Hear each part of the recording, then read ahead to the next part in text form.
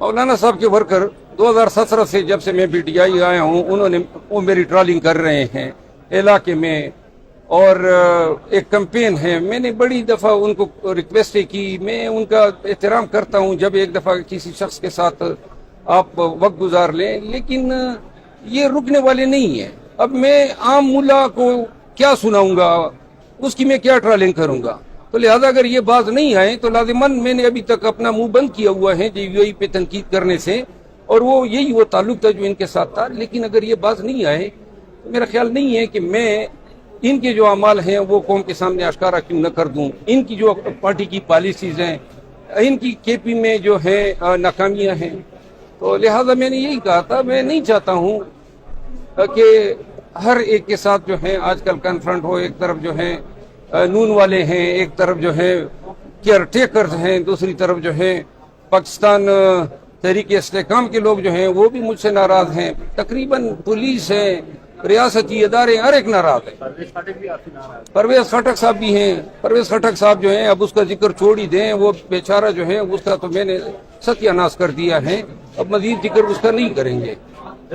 ये बताइए, आज खान साहब ने कहा है अटक जेल में कि मैं अटक जेल से अडियाला जेल मुंतकिल नहीं होना चाहता हूँ, इसके पीछे क्या मुहर्रिकात है? मेरा ख्याल है सिक्योरिटी, और दूसरी बात ये ना, वो ये भी बताना चाहता है कि मैं सहूलतों के पीछे नहीं कर रहा हूँ। अब मैं आदी हो गया हूँ ये जो भी कैदोबंद की सहूलतें या तकालीफ है, और ये उन्होंने पहले भी कहा था, और ये बात मैं पहले आपको कह चुका हूँ। जब मैं उनसे मिला था तो उन्होंने मुझे कहा था कि अब मेरे लिए अडियाला जेल और अटक जेल कोई माना नहीं रखता है। तो मेरा ख्याल है यही इनकी अप्रोच है। लेकिन ये जब उनसे बात होगी तो इसके बाद जुमेरात के बाद हम अतमी फैसला करेंगे कि हम जो अदालत ने ऑर्डर किए हैं, अगर उस दौरान तक इस हुक्मनामे पे अमल दरामद न हुआ। जो वकला साहिबान गए थे उनमें से किसी वकील साहब ने बयान दिया है कि खान साहब ने अदालत में ये बयान दिया है कि मैं अटक जेल से ट्रांसफर नहीं होना चाहता हूँ। तो चूंकि अदालत फैसला कर चुकी है, आज बीबी साहिबा जा रही हैं, और यही मैंने उनको गुजारिश की कि खान का हतमी पैगाम हम तक आ जाए तो हम उनकी हिदायत के तहत जिस तरह वो चाहेंगे उसी तरह हम अदालतों को अप्रोच करेंगे। आज बीबी साहिबा की तारीख पीरियड जर्न हुई, तकरीबन 4 महीने से ज़्यादा, ये 9 मई के बाद के वाक़यात हैं। तो बार बार बेगम साहिबा आ रही है लाहौर से, बहुत ही छोटे नवीयत का मुकदमा है। उनकी पेशी के दौरान हमें उनकी सिक्योरिटी के कंसर्न होते हैं। बेहतर हो कि ये जमानतों की दरख्वास्त है, फैसला हो जाए। जी सर, थोड़ा सा ये बताइए, जो एन कैमरा था या ऑफ कैमरा था, जो फैसला महफूज हो गए थे, वो कोई फैसला महफूज नहीं हुआ था। वो कोई फैसला महफूज नहीं हुआ था, क्योंकि ये कोई फैसला इसके लिए दरकार नहीं है। ये अदालत की सवाबदीद है।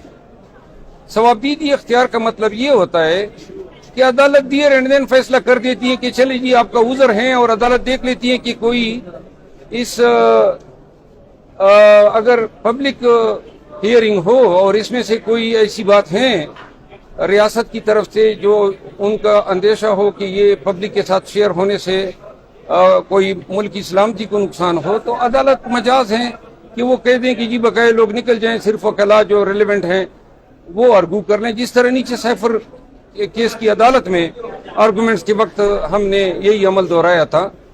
तो ये इतना बड़ा मसला नहीं था जिसके लिए केस। कब तक मुतवक्किल सैफर केस में कब समाप्त? देखिए, आज हमें तारीख का पता लग जाएगा, और कल एडजर्न नहीं होनी चाहिए थी। ये एक छोटा सा मसला था, हमें दोनों सूरतों पे हम राजी थे, इन कैमरा करते या पब्लिक पे।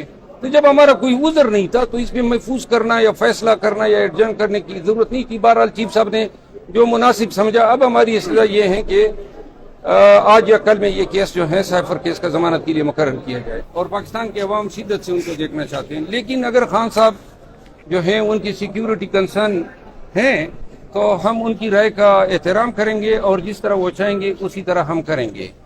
ये भी मालूम हुआ है कि जो कल रिट अलाउ हुई है उनको अडियाला जेल मुंतकिल किए जाने के हवाले से इस वक्त आप मनाज़िर देख रहे हैं सेशन कोर्ट इस्लामाबाद के, जहां पर बुशरा बीबी उससे कुछ देर कबल अदालत में पेश हुई थी। उसके बाद वो उनको दोबारा गाड़ी में बिठा दिया गया। लेकिन इस वक्त पाकिस्तान तहरीक इंसाफ की जो सीनियर कानूनी टीम है वो उनकी मुशावरत यहाँ पर जारी है।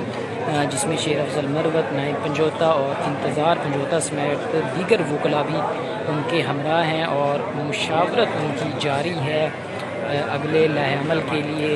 اب دیکھنا یہ ہوگا کہ اگلا لائحہ عمل ان کی طرف سے کیا بنایا جاتا ہے، اور بشریٰ بی بی کو دوبارہ پیشی کے لیے 16 اکتوبر کی تاریخ دے دی گئی ہے، اور بشریٰ بی بی کے ہمراہ سینئر وکیل سردار لطیف کھوسہ بھی موجود تھے، اور شیر افضل اس وقت گاڑی میں بیٹھ چکے ہیں بشریٰ بی بی کی، اور اس سے پہلے جو ہے سلمان زفدر صاحب گاڑی میں موجود تھے، ان کی مشاورت ہوئی، اس کے بعد اب شیر افضل اس وقت گاڑی میں موجود ہیں مشاورت کے لیے بشریٰ بی بی سے۔ یہاں پر سیکیورٹی کے بھی سخت انتظامات کیے گئے ہیں، آپ یہ مناظر دیکھ سکتے ہیں۔